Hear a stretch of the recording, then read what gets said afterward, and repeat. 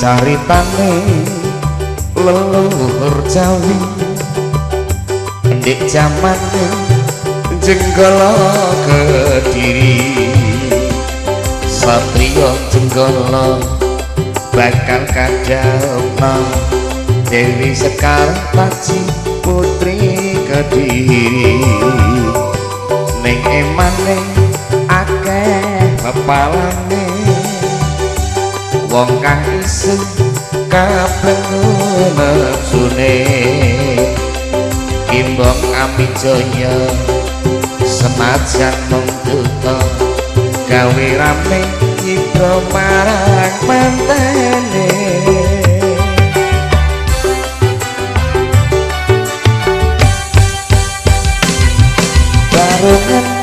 barongan bola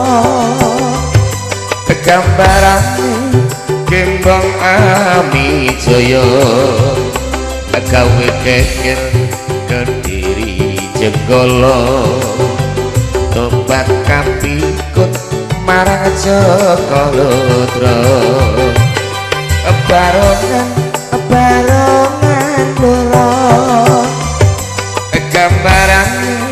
Kimbong Amijaya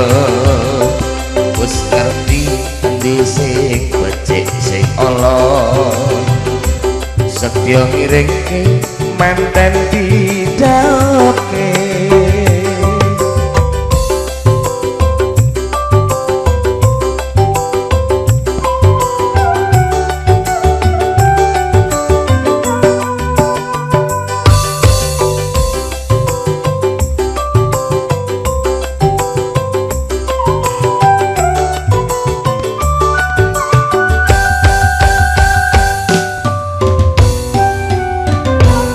yen pancene tresna sejatine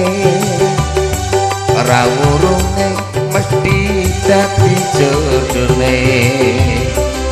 setya selawase kuat mrenggodane asmara bangun kuwi tuladane ben keringetan ya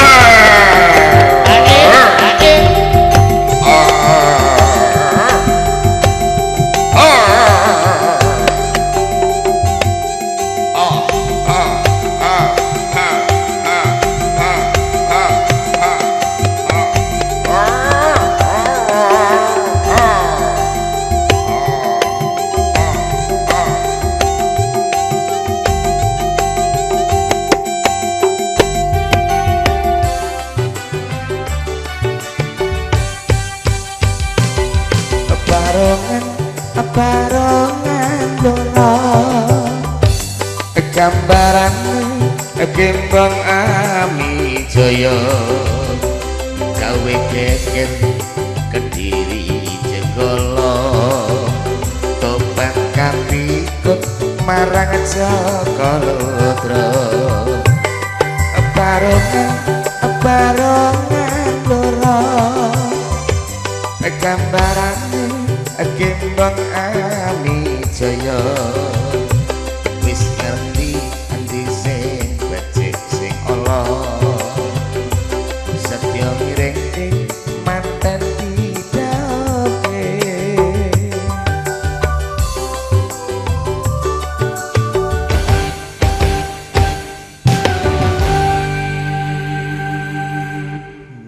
barongan Kimbong Amijaya iya jane nyeritakno apa kok teko